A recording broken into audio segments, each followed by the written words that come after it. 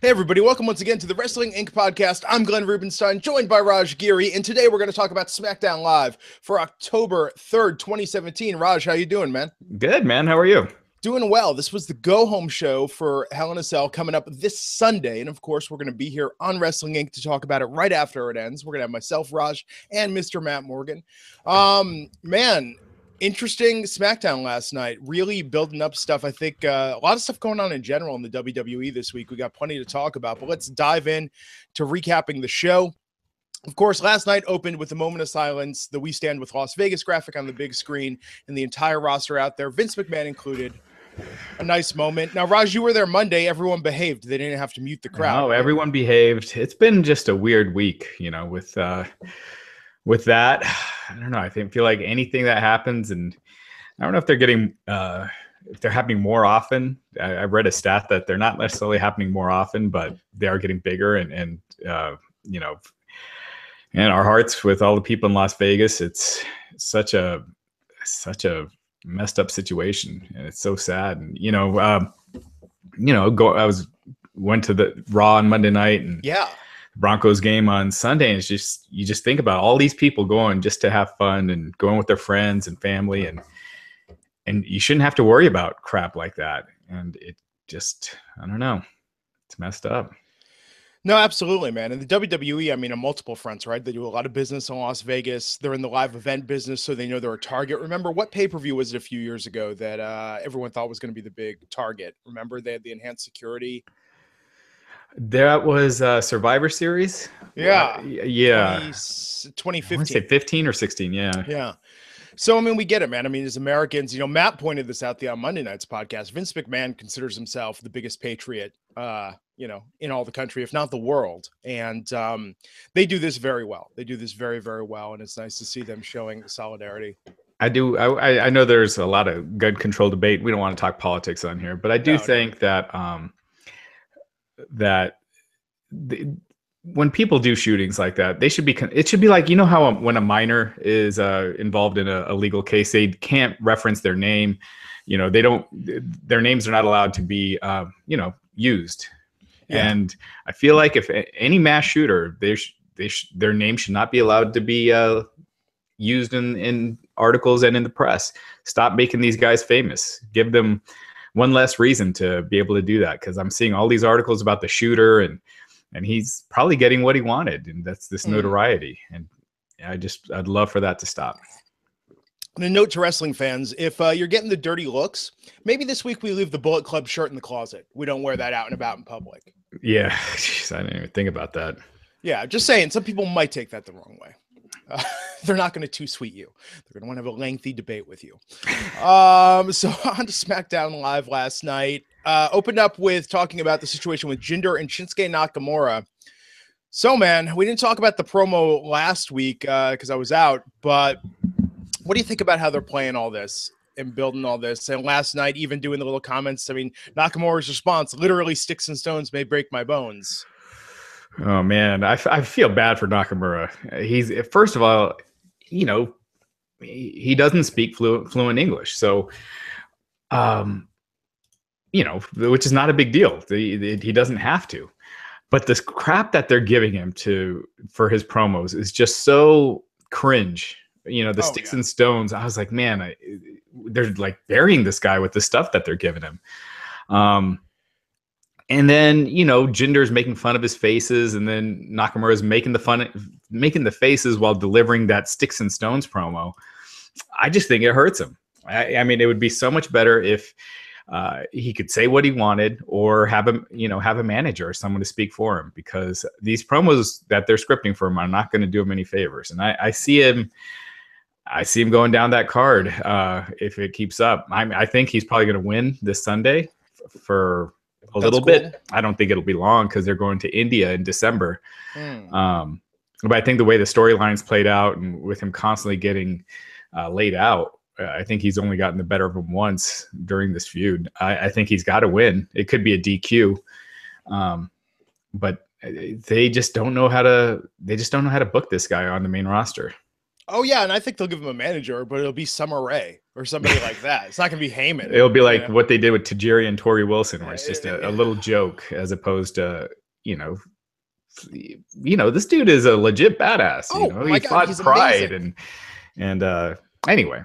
Yeah, but you know what the build up to this match feels like? I don't know if you watched early NXT back when they started at Full Sail, but this feels like back when Jinder was in a feud with Seth Rollins, back in early NXT, the level of promos, not the wrestling, but the promo buildup just feels so rudimentary and just sort of basic. And it's not working well, but man, in the ring, we'll see, man. I mean, Nakamura is on a whole other level than Jinder. Jinder is a solid worker. Not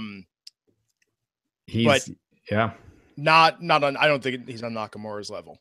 Yeah, Jinder's good at, a basic match and stuff. And I think he can get better, with the right guy. But him and Nakamura, they had a bad match at SummerSlam. I don't see this being any better. And look, they're not pushing it anything close to the main event. It's number 3 at best on this card. So I think it just kind of shows you where they have this pegged.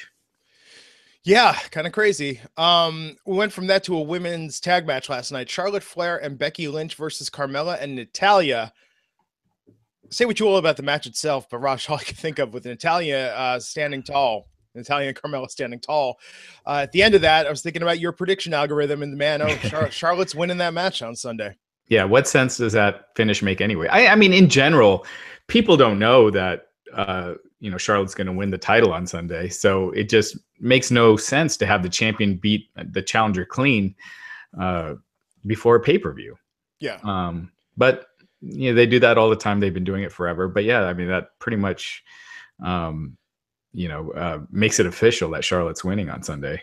Yeah. If you see the odds, the betting odds come out, and you see, Natalya is a favorite, jump on that. The betting is still a thing. They haven't shut that down, huh? Yeah, they're still doing it. Wow. There haven't been the smart odds, the smart money lately, gotcha. So you haven't had the huge big odds. Yeah, that was a weird match last night. I wonder where they're going with this division, when we're going to get Carmella's cash in. Will they ever give Becky Lynch an actual storyline or a push again? It just seems very much focused right now on Natalya and Charlotte, and then Carmella and Ellsworth seem to get a whole lot of time. Yeah, well, they never focus on more than 2 at a time anyway, so. Yeah, man. So we were talking about this Monday night. Could you imagine if instead of Kalisto coming out, if in a perfect world, Austin Aries had come out to challenge Enzo, but in a less than perfect world, James Ellsworth came out as the newest signee of the Cruiserweight division. I would have popped harder than I did for Kalisto, that's for sure. Yeah, and or Johnny Gargano or anyone. Hideo Itami. Literally anyone. It's funny. I when I was sitting at Raw with my wife, and I'm like, oh God, it's gonna be Kalisto. And the people in front of me are like, no, they wouldn't do that. And then boom, Kalisto's music hits. And there it was. Yeah, 100 options would have been better than Kalisto. So yeah, Ellsworth on a chain. Some good interplay. Gosh. The writing last night, Natalya calling Carmella a female dog. Just Jesus Christ. This is what it's come to. Yeah. God, I'll get to that in a little bit. Yeah, just makes you long for the days of Natalya and the flatulence gimmick. No. What popular show do you know that has just cringe-worthy dialogue, even sometimes? I mean, it's got to be reality. I mean, the reality genre, right? That's why people watch that stuff. Yeah, but what scripted show can you think of that has just this lame ass scripting for dialogue? Okay, so we watch this. It's our low. We call it our low investment show. We just put it on the background. We watch Kevin Can Wait on Monday nights, and that's one where a lot of the jokes are like, "Really, in 2017, that's the best you got." All right, I've never seen it, but it's basically King of Queens. Okay, but not as good. Not as good. Right, but when you think of the stuff that's really popular, mainstream popular, yeah. I don't know if that is or not, but like Game of Thrones or Breaking Bad, the guys are saying, they're not saying lines that they would never say in real life. You know what I mean? It fits, and this dialogue just doesn't. It's like written by for an 8-year-old. Oh yeah. Well, because they don't get I mean, we talked about this before. When they get TV writers that know good TV, Vince basically runs them out of there. Yeah, well, and also these guys don't have comedic timing. All of them, you know, you can't write for wrestlers the same way you write, you know, for King of Queens or, you know, I don't even know what size sitcoms are on anymore. But Big Bang Theory, that's still a thing. I don't know. Yeah, I've never seen that. Natalia's got some okay. Actually, Natalia's got some okay timing. I mean, she's tried even when the gimmicks were bad. Her timing is okay, but it's just the language, the whole exchange was just kind of like, this is where we're at. Okay. Plus, I just don't think she's as natural as a heel. Yeah, well, she never has been. I mean, in my opinion, it always feels so forced. But she's great in the ring, so I'll give her that. So yeah, Natalya and Carmella stood tall last night. So we'll go through all the Hell in a Cell predictions. Yeah, and I think that match will be really good this Sunday. Oh, it'll be great. It'll be fantastic. So we got the news last night. The Fashion Files is delayed until Hell in a Cell. That's kind of interesting that they're starting to hype that segment of saying next week, tune in Sunday. Well, it's clear it's also an afterthought because they're like, we were going to have it tonight, but it'll be the Sunday. Hopefully they may, I don't know if people care anymore about who attacked him, but doing it at the pay-per-view, hopefully they got something. It's not just another edition. Yeah. I mean, those guys, I just wanted them to squander this opportunity when the crowd is this invested in them. Yeah. The most invested I think they've been in, well, certainly in Tyler Breeze, but this is Fandango's biggest pop since his theme music was a hit. Oh, for sure. Yeah. So, okay. After that, Mike Kanellis versus Bobby Roode. Yeah. Roode won. Good to see Mike back on TV. Did he get the entrance music last night? I think he just was in the ring. His music was playing while he was in the ring, but he didn't get an entrance. Love that jacket they sports. Yeah, I mean, he needs to go to NXT, really. I mean, Maria's not on the road with him anyway. Yeah, or at least she's not on TV with him, and she's not going to be traveling much soon if she is right now. So go to NXT and get a new character, get revamped, because he's not going far right now on the main roster. Yeah. We were talking about this Monday. It's weird Roode being the face in all this. Yeah. Ziggler came out. And again, he just doesn't seem like a natural out there as a face. His smirking and everything is just, he's just not a baby face. Yeah. Ziggler promising the huge entrance to upstage them all Sunday at Hell in a Cell. So you think he really will do it, or? Oh, it'll come out like with sparklers, or something. It'll be an anti-entrance. Yeah. I got to say, last week, though, man, he got me. Remember when I said it would be such a better troll job if he didn't come out ahead of time to announce he was doing? When the Undertaker thing hit, it was like, what the hell is the Undertaker doing on SmackDown again? Really? You got yeah, for like a second. For a second. I thought it was so obvious that was. Oh, I knew it was going to be him after a second, but at first, because they didn't do what they'd been doing of having him come out first and saying, you guys want an entrance? I'll give you an entrance. I knew as soon as I heard the gong. Yeah, troll the crowd a bit. I liked it. I thought that. I mean, I thought Ziggler's the strongest bit that he's done with this gimmick was last week. Yeah, yeah, it's good. And people in the arena bought it for a second or two. What I bet this Sunday? I bet Ziggler does Roode's entrance and comes out to that. Yeah, that'd be okay. Yeah, just kind of. But with Roode, I mean, he's got a. I don't know. I think they should get the choir again. They should really do it upright for his first pay-per-view. I don't see them doing that on a B show. Remember Nakamura's first pay-per-view? They didn't even have the violinist or anything. Yeah. Well, that's tough. Have they had that on a pay-per-view for Nakamura? Even SummerSlam, did they do that? Maybe. I'm forgetting. Yeah. But, I feel like they did that too much in NXT even. What was it the first time they had the one violinist? Then it was like, well, we're going to have 4 violinists next time. Yeah. And then walking him to the ring. We'll see Sunday. I'm looking forward to that match. It's going to be a good match. It's just the storyline. Roode is as the... I don't know, man. Roode is such a good heel. Yeah. Okay, so what did you think of this last night? The New Day reading the Usos their rights. This promo segment. I like the promo segment. I like that it was a promo segment, not just one of them facing one of the other ones like they always do. And I thought it just kind of made the match feel like it's important as opposed to it's just, another tag team match. So I actually liked it. But in a cell. And I liked the Usos. I think they're doing their best work. I thought the New Day were really good. They're more serious than usual. And I liked it. I mean, this is probably the best tag team feud they've had in a long time. It's good. I have to say, the Usos. I think the Usos have been have upstaged the New Day in this feud. I think the Usos have been more entertaining to watch week in and week out. Yeah, the New Day, can use some sort of change, but with the Usos, they have some chemistry there that I feel like they don't feel like the same old New Day as with other feuds they've had. Yeah, I thought the promo was good last night. It was no freestyle rap battle, which is still the high. No, that was still the best. Which is weird, right? When they announced that a week out, we were like, "What the hell is this? This is going to be so corny." And that they made the best of that. So yes, tune in Sunday night as the Usos turn Hell in a Cell into the Usos. I think that match is going to be awesome. Yeah, that match will be.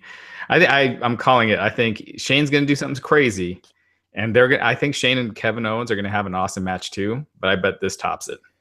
Yeah. So Jinder backstage speaking Punjab cuts a promo and still can't get invested on Sunday. It's just it'll be a good match. I'm just hoping for that. But please, no more promos. No speaking more promos. Punjabi, pardon me. Speaking in Punjab is what it says on the site. I'll have to get on them about that. It's important to be correct. Speaking in Punjab would mean that he was over in India. In Punjab, yeah. Speaking in Punjabi. I just the promos of this are making me long. You know what? Let's have Natalya calling Carmella a female dog for a half hour straight rather than Jinder doing more of this stuff on Nakamura. It's just awkward and scary if someone actually finds it funny. After that, okay. We announced a match for the kickoff show last night. Shelton Benjamin and Chad Gable versus the Hype Bros for Hell in a Cell pre-show. Yeah. You think the Hype Bros split happens here? Maybe. I mean, are they really going to tell a story with that? They've been teasing it, but SmackDown likes to tease stuff they never follow through on. Yeah, I'm sure they're going to break up sooner or later, but I don't think it's going to be it's not going to be like a big feud. It's kickoff show material. I just don't know if they would pull the trigger now or, give it a little more time. let it simmer more. This isn't a Shawn Michaels going singles and becoming a big star, kind of tag team split.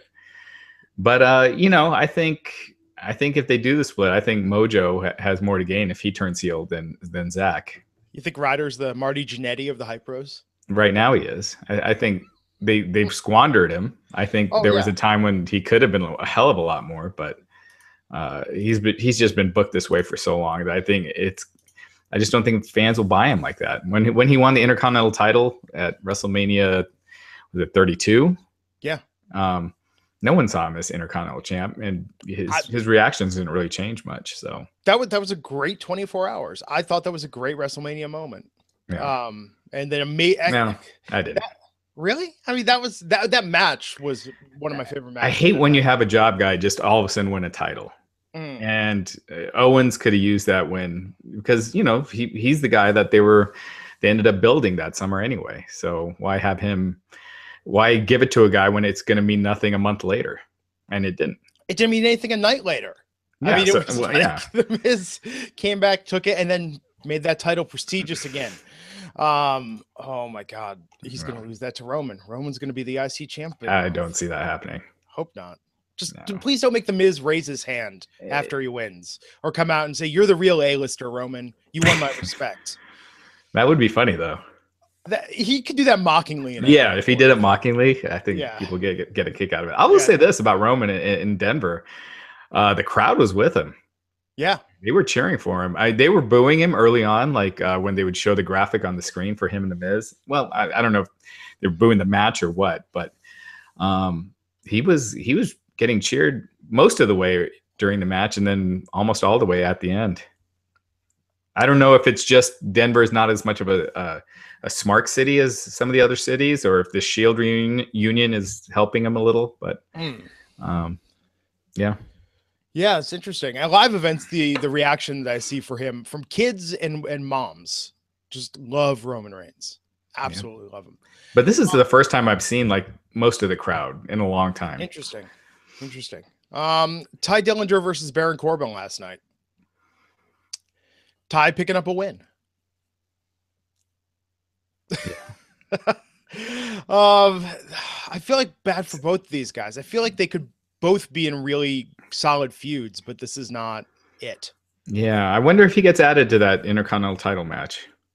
Oh, the U.S. title match, you mean? I mean, U.S. title match, yeah, sorry. And they make it a three-way. Because, I mean, otherwise it doesn't make sense to beat the challenger the week before. Yeah.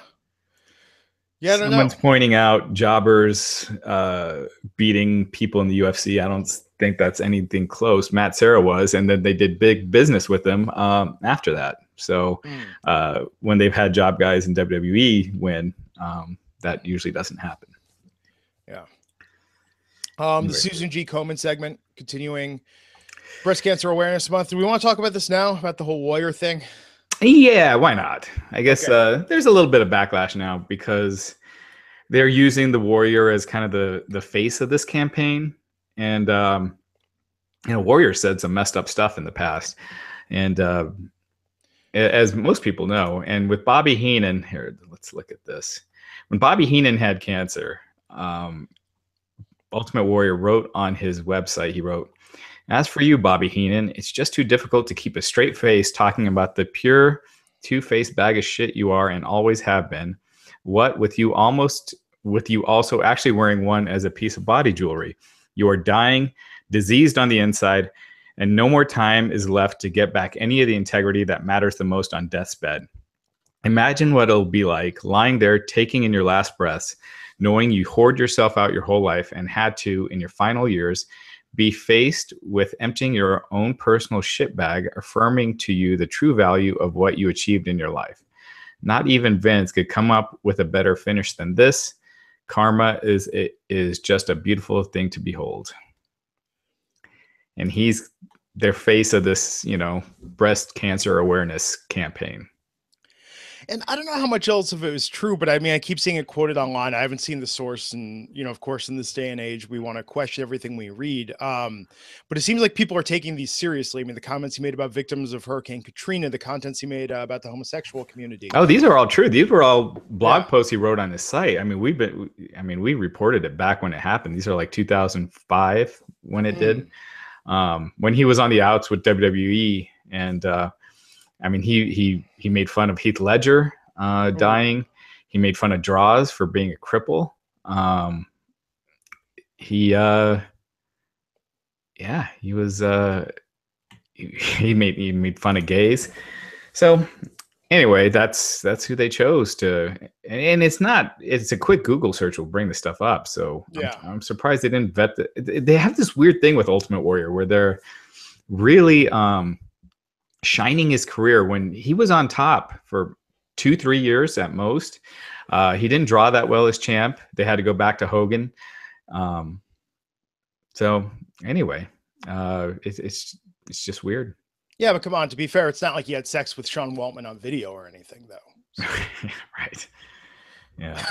He was a prick. I mean, I know people didn't want to say it for a long time because he was, he had passed, and you don't want to say bad things about the dead, but he was, I don't know if he changed later in life, but he wrote a lot of messed up stuff and he never took it back. So yeah, but this is the same company that, JBL still had a job until recently, given everything that people were saying had gone on behind the scenes. I mean, they've really stood by a lot of people before through worse, not through better worse, but through like the low points, Yeah. Hulk Hogan, his thing, which was disgusting, but he did it one time. It was that was on tape.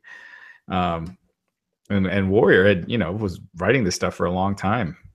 And it wasn't like a being in a bad place for one day or for a period of time. So anyway. Well, I think there's only one answer to this, and that's to have Hogan come out and do the voiceover for Black History Month of next year. There you go. WWE booking, folks. That's how much sense it makes. It's the controversy, I think, is this year. He's more the face this year than last year. I mean, Dana Warrior wasn't there last year, was she? I don't seem to recall her doing these promos. I don't know if she was or wasn't. I have no problem with Dana Warrior. You have her involved, that's fine. But when you're using Ultimate Warrior with it, that's a whole nother thing. Yes, and giving the same quote that her husband said. Not one of the quotes Raj is referencing, although.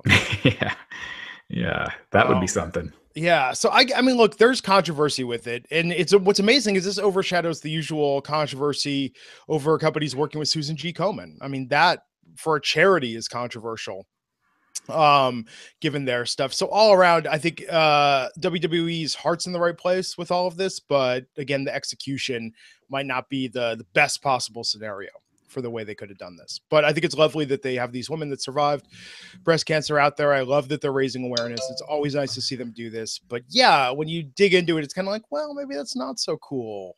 Yeah, and there's so many positive people that you could use for something like this, like a Daniel Bryan or John Cena. Cena's done so much, made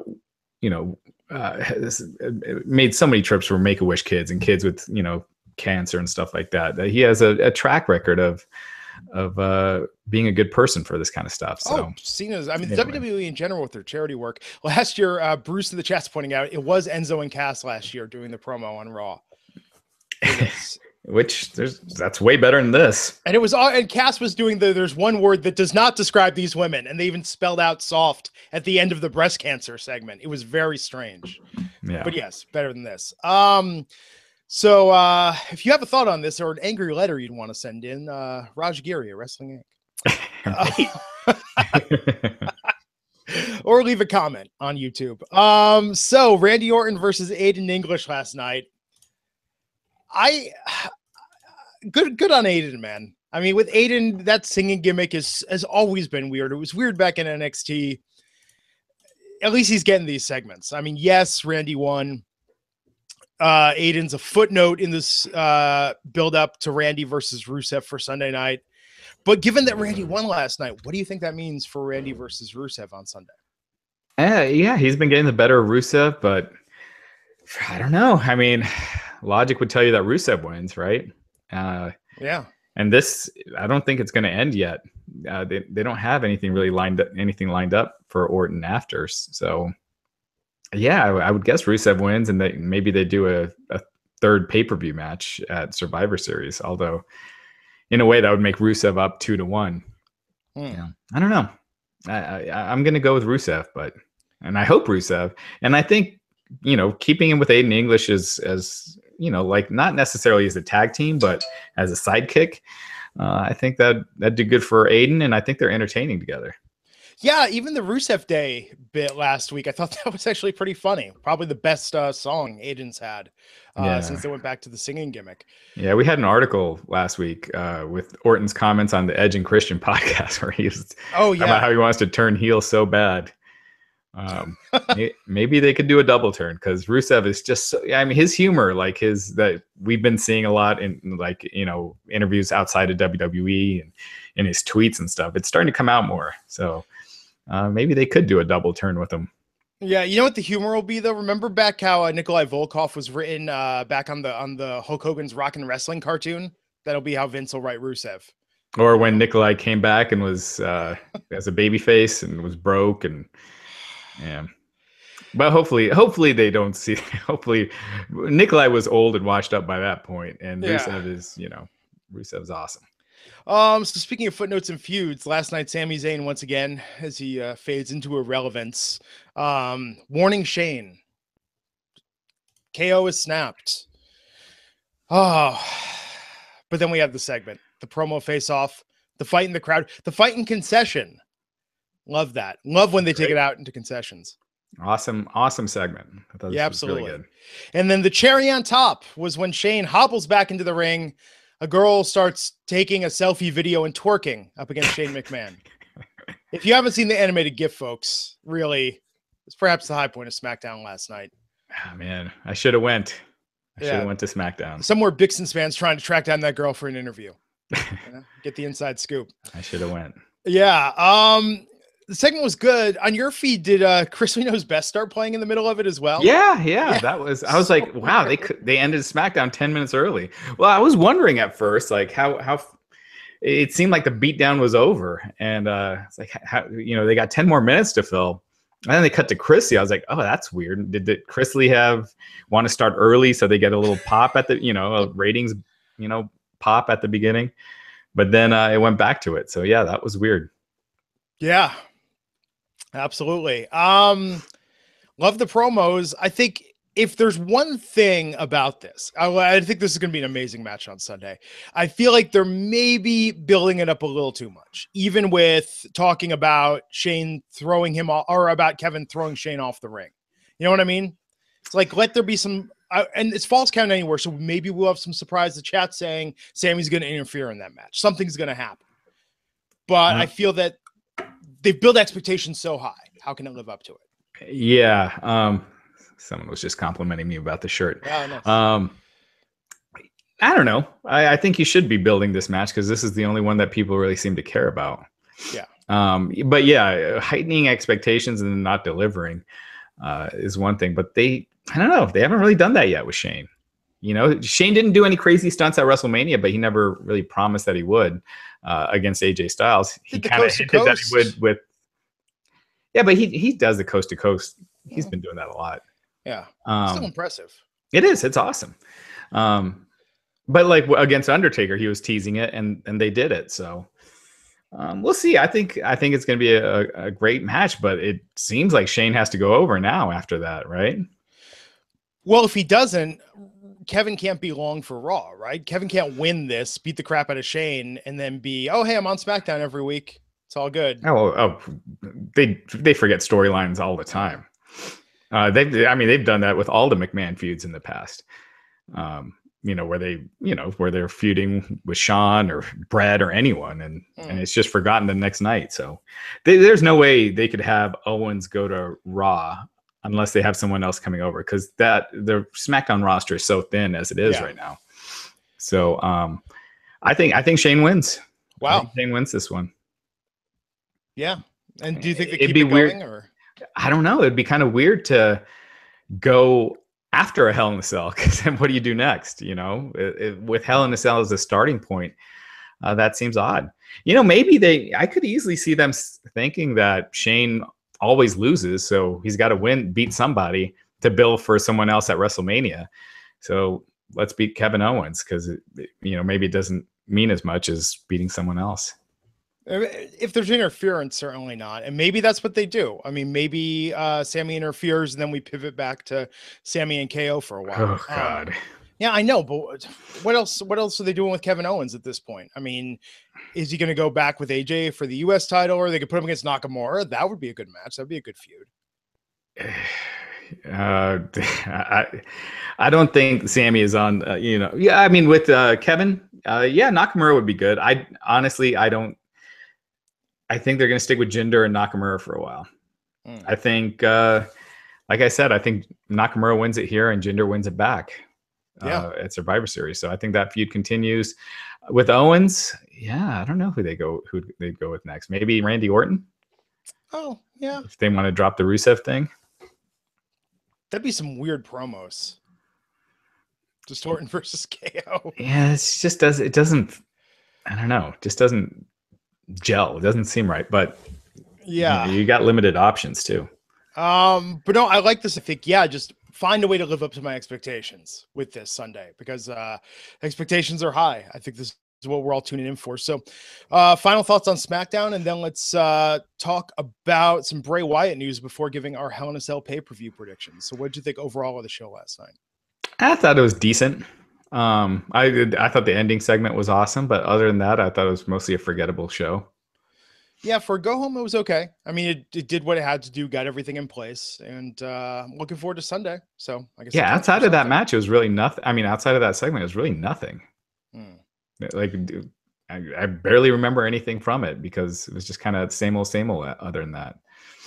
So is Bray Wyatt really getting Sister Abigail as an alter ego coming into his match of tables, ladders, and chairs. That's what PW Sheet is saying. So,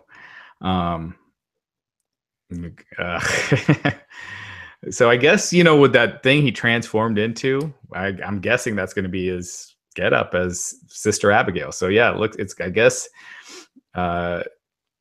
Kevin Owens, they're not bringing a woman in to play Sister Abigail, but he will be Sister Abigail. Bray will. Facing Finn Balor, who I guess presumably would be the demon at TLC. So he'll be billed as Sister Abigail for that match, I guess. I mean, we got the little glimpse of it in the fade in, and it looked creepy. I liked what they did with Wyatt on Monday night. This is a step in the right direction with the muttering to himself, with making it a little creepier. But the problem is, man, is if that get up isn't on point and the lighting isn't good, it's just going to look like Bray Wyatt with a potato sack over his head. Yeah. How much can you do with it when you got to wrestle in it, Yeah. I mean, with Finn, it's just face paint. It's pretty easy. I don't know. Yeah. Well, the good news is, man, if they go in this direction and it doesn't work, they literally have nowhere else to go with Bray. They could turn a baby, which we've been saying for a while. I mean, yeah, he's been. I agree. Like, that promo was pretty creepy that he did. It definitely injected a little bit of a little bit of interest for a feud that's been dead. But man, I don't know if that does him any favors to be Sister Abigail. We'll have to see what they do with it. I mean, if they make it creepy as hell, maybe it'll work. Yeah, and TLC is the 22nd, so we're still in October, the Halloween month. I wish they'd call it Halloween Havoc, but I know, that's besides the point. It would make, and with this, it would make so much sense. So much sense. Yeah, but TLC it is. Yeah, SmackDown's on Halloween this year, so there's that. Yeah. So I guess which match would be the TLC match? Would it be the Shield against the Bar and the Miz? Yeah. How bad must the Miz Taraj be feeling at this point? Well, to be fair, this is a much better matchup. Absolutely. Especially with the fact that when they started building the angle, they had the Miz Taraj beat right off the bat by the Hardys. So, but yeah, it's a much stronger match this way. I think it would have been better with Braun, since Braun has been kind of involved with them. He left them laying. He left Seth and Dean laying, which was weird. I thought that was a weird way to build up the guys that are going to headline your next pay-per-view, unless Braun is involved. Braun, that would actually be kind of cool. Maybe the Miz gets injured or something, becomes the mouthpiece for this feud. Yeah, we have Cesaro. Well, you don't want to take Cesaro out because the Braun in the Bar, man. That would be huge. That would be just, I think, monsters for the Shield to fight. That would be hell of a match. Just have Miz in their corner or something. Yeah, absolutely. So let's go down the Hell in a Cell card and give our predictions. So opening the show, Chad Gable and Shelton Benjamin versus the Hype Bros. Who wins, and do the Hype Bros finally break apart? I think they do. I just don't think there's enough interest in the Hype Bros, having tension to keep it going. So I think Gable and Benjamin win, and Ryder attacks Mojo. Oh, yeah, I could see that. The New Day versus the Usos. Wait, what was your opinion? Oh, my prediction. I'm just so emotionally invested in this, Rosh. I don't know if I, can really stick to one outcome. No, I think the Hype Bros are going to lose. Look, they need to do something, man. Either give the Hype Bros a win and give them a little bit of a push again, only to get beat down by either the New Day or the Usos, or split them up and do something with them. That's at least 3 weeks to a Survivor Series pre-show match with Mojo versus Zach. I could see them doing something with that, but I don't think, it is a solid C storyline. Yeah. So I think Survivor Series, they're going to do the same thing as SummerSlam and WrestleMania, where it's a 4-hour pay-per-view with a 2-hour pre-show. Yeah. So they'll need a couple extra matches for the pre-show. I am invested enough to remember to tune in at 3 p.m. Pacific to see Zack Ryder versus Mojo Rawley 1-on-1. Even that, the first half hour of the pre-show is usually nothing. Yeah. It's the social media lounge. Or actually a 2-hour pre-show. That means at 2 p.m. Pacific. So I'll have to make a note in my calendar so I don't miss that first hour for the Zach Mojo rivalry we've all been waiting for. Yeah. So the New Day is defending their titles against the Usos. Real quick, some people are asking about how long Jeff Hardy will be out. Oh, yeah. So Eric Rowan and Shelton Benjamin, they had similar injuries, and they were out for 7 months. So they're saying 6 to 9 months. 7 is what it's kind of been, possibly 6. So we're at beginning of October right now. So what is that? Beginning of April at best. Yeah. So it's more than likely it'll be after WrestleMania, probably May. Wow. Kind of crazy. Yeah. So yeah, we'll see what happens there.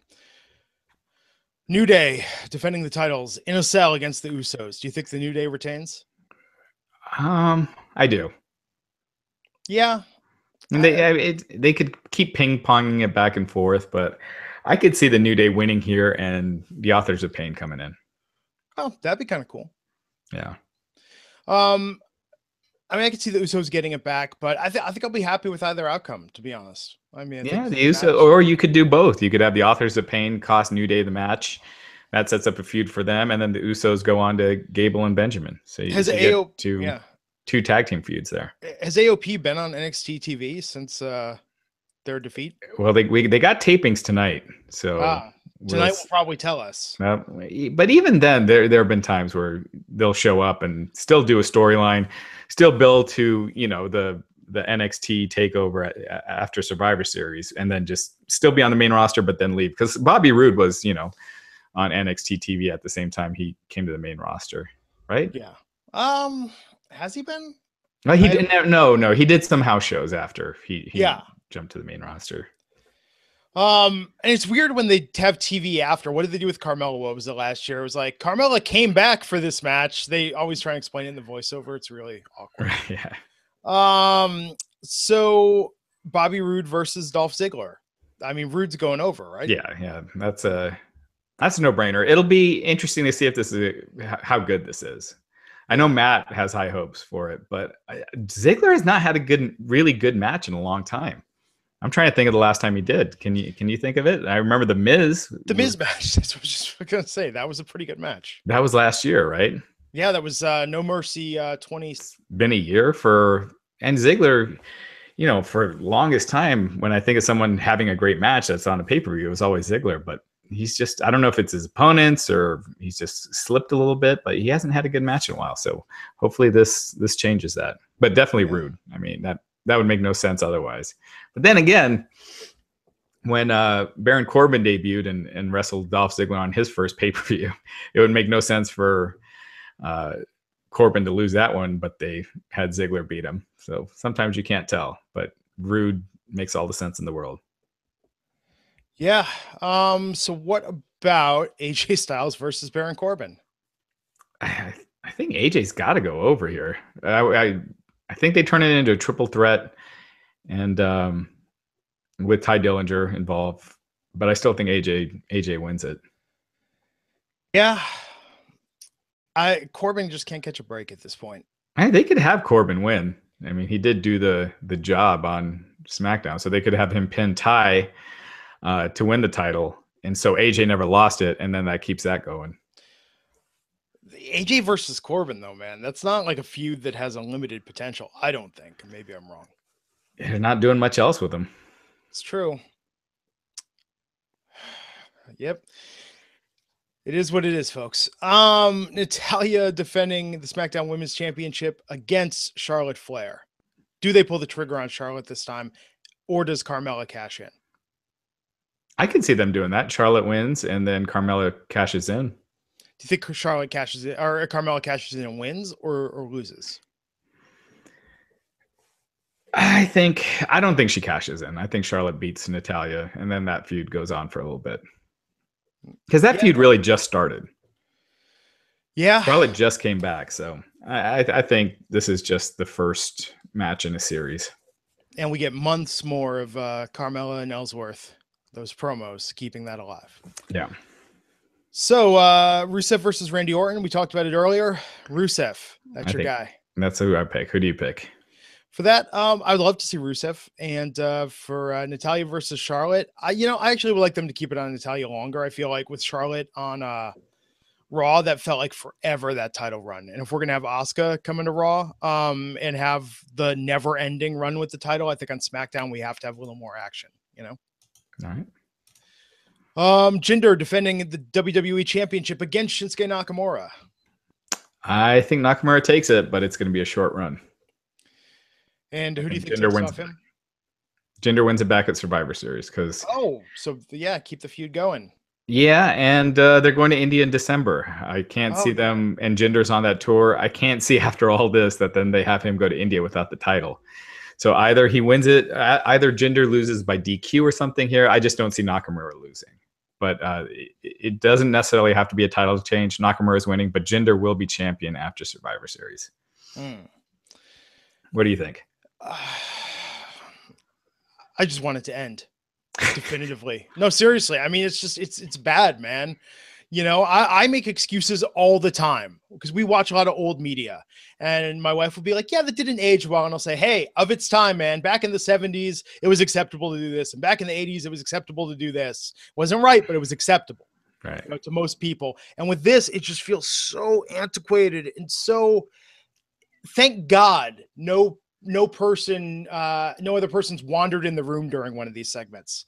Did you ever? I remember we talked before. Did your wife ever wander in during one of these? No, luckily no. Luckily she didn't. Because I'll defend a lot. I'll defend a lot of terrible WWE programming to bystanders, but this one, I mean, I got nothing. So, it was just lame. It wasn't even heat generating. It was just lame.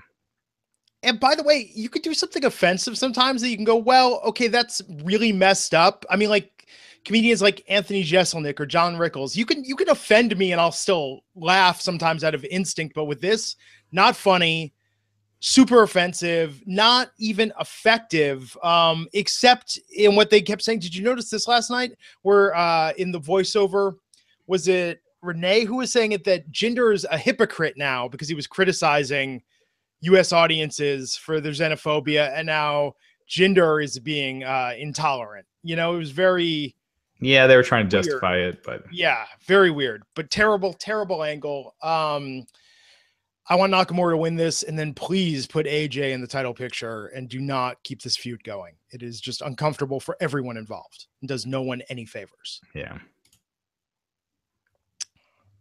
So, in the Hell in a Cell match, Shane McMahon versus Kevin Owens. False count anywhere. So inside the cell, outside the cell, the false count. That's really what they're trying to say. I think Shane's going to win it, but if Kevin Owens does, then I definitely see them doing a Triple H feud, because then that's putting Owens over strong. Because not only did he take out Vince, he took out Shane on SmackDown and then wins the match again. Then I could totally see them doing Owens versus Triple H. But I right now, I think if my gut tells me that Shane's winning it.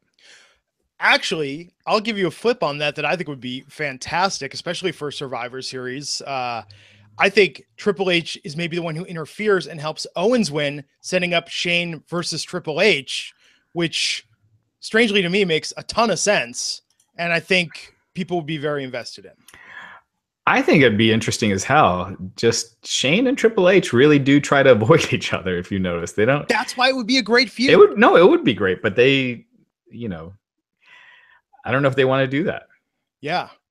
Because they never really, think about it. Because then you get an angle kind of where what Triple H did on Raw. So it's Triple H trying to infiltrate SmackDown. I don't know. From a storytelling point of view, it's interesting. I think it would be awesome if they did that. Yeah. I just don't see it happening. But if they do, man, I think it'd be great. I think that would be a money match. Shane versus Triple H at Mania. That'd be awesome. Depending on how they do the build, but Triple H usually takes a lot of control with his storyline. So I think it would be done right. Yeah. Well, we'll see, man. But that could be kind of cool. But I think I think KO is going to win the match. I think if Shane does, well, it'd be something. Isn't it weird that Shane in his comeback now, it just doesn't show the power of nostalgia, where Shane comes back and he's like a top draw on SmackDown. Yeah, there's that, and there's also just the lack of star power on SmackDown. Yeah. On Raw, just think about where would Shane McMahon be on Raw with who they've got on top. So, it's lack of options too. But Shane is anytime he's in something, it does add interest. Yeah. And look, fans cheer him. It's not like he gets booed week in, week out, and they're pushing him against the fans' will. They're invested in him. So. People have a lot of good feelings towards Shane McMahon. He's a likable guy. Yeah, absolutely, man. You know what's funny? My only complaint, I feel like I've seen so much video recapping of this feud, of this buildup, and I get it, especially for the Vince McMahon headbutt moment. But I feel that a third of SmackDown last night was just video recap of all this. I feel like they're really, really heavily giving us this story again and again. Well, I just thought SmackDown last night was that. Like, it just felt like there was very little new programming. Like, if I went there live, I would have been pissed. It felt like there were 3 matches, Hey, man, but you'd have 205 Live coming up. Man, 205 Live. Yeah. Maybe we should talk about that real quick after this. Yeah, I didn't watch last night, but yeah, I definitely want to get the scoop on what's happening there. I saw a little piece from the Dark main event last night that's making the rounds online. Which was AJ, Nakamura, and Orton beating Rusev, Jinder, and Baron. Yeah, let me I think it was Corbin. It was, they beat Baron Corbin, Rusev, and Jinder. So yeah, I think Hell in a Cell will be good. I think KO wins. But I'm looking forward to it. I'm looking forward to seeing what they do with the match itself. But the video recap, the only part of me that died inside was that one line that you and I both said we hated. The Kevin's, for this, people don't go to hell, they go to heaven. I just think if you would have said jail, that would have been a million times stronger. I didn't hate that line. I thought jail would have been cooler. I think it every time though, because they replayed it like 5 times since then. Yeah. And I think just get him into overdub jail or prison. It will be so much more badass. But it's kind of, I do like how weird that line is. It's so weird. Like, it's so you go weird. to heaven for it. You go to heaven for beating the crap out of Shane McMahon. So let's talk 205 Live last night. What happened? What did I miss? Kalisto made his long-awaited 205 Live debut. Beat Arya Daivari. Okay. Cedric Alexander beat. I'm already forgetting. When it's that double-edged sword with Enzo on that show, because he does dominate that show. So when he's not on, everything else is just back to regular 205 Live where no one really cares. And I feel like they care less now because when Enzo's not on. So anyways, we had Drew Gulak versus Mustafa Ali. Who won that? I'm already forgetting. Did Drew finish his PowerPoint presentation? Mustafa Ali won. It was crickets during Drew Gulak's PowerPoint presentation. I love that Microsoft Office is tweeting about that at this point. Yeah. Cedric Alexander versus Jack Gallagher. Cedric Alexander went nuts and got DQ'd. That was it. So really, again, Enzo did the opening promo, and outside of that, Enzo adds a lot to that show, entertainment-wise. But when he's not on, it just felt very dead. Have we been played about the Enzo backstage heat thing? I don't think so. No. I mean, he's getting a lot of time on Raw. The star of 205 Live, for a guy that supposedly got kicked out of the locker room and off the bus, and that the back office is really down on. Yeah, but he's on 205 Live. He's not being pushed on Raw or SmackDown. He's the final segment on Raw 2 weeks in a row. Hey, I mean, they're getting use out of him, so it makes sense to use him. But we had Sean Daivari talking, he knows firsthand. He was telling us about the heat that Enzo had. And he really did get kicked off that bus by Roman Reigns. So all those things happen. Maybe he doesn't have heat right now. I've heard that he does. But I think it's more lack of options. 205 Live now, it's got more interesting with Enzo on there. Yeah. Just a question. I mean, so do you think Kalisto takes the title off him and transitions out, or do you think they build up to something more meaningful, bringing someone new in to face? I think Kalisto doesn't add anything. Oh, he should have. I mean, we've been saying it for a long time that he should be in that division, but should he be the guy? No, I think it's, eventually it should go back to Neville, because I don't see anyone else unless you bring Johnny Gargano or Hideo Itami again. Outside of them, I don't really see who else. Yeah, that roast Monday night was fantastic. Yeah, and Enzo was great on the mic on Tuesday again too. He's really strong there. So no, I'll check it out. Yeah, Matt and I were both saying that. Yeah, Enzo being on there does have us watching at least parts of 205 Live every week. Yeah, someone's asking if the other 205 stars can't fight Enzo for the title, then what do they have to fight for? Well, eventually getting a title shot once Enzo loses. So I think they should make that more apparent in the storyline. Like they're all going for Kalisto, so they can get a title shot again. Yeah, they did have Brian Kendrick kind of sucking up to Enzo in his promo, like Arya Daivari did last week, hoping that Enzo will give them a title shot soon. Yeah. I love actually when he roasted Kendrick. What was it? You look homeless. I don't even have a joke there. I'm just saying it how it is. Who did he say that to? I think he did it to Kendrick, telling him he looked homeless. No, he was fantastic. Oh man, yeah. There's two things I love. It's roast humor and wrestling. So that was ultimate combo for me. Anything else? Do we have any questions or anything else to cover before we take it home here? I think we got most of them during the show. So yeah, I mean, we're right in an hour, so I think we can take it home. Cool. So everyone, stay tuned to Wrestling Inc. for all the Hell in a Cell news. We're going to talk about the rumors, everything that's coming up backstage, any news stories. Lots happening in the WWE right now. Wrestling Inc. is always going to have the top stories. And Sunday night, myself, Raj, Mr. Matt Morgan, talking about Hell in a Cell right after it ends on the East Coast. So be sure to tune in and join us then. Until then, folks, I'm Glenn Rubenstein, and we'll see you back here on the Wrestling Inc. podcast. Take care.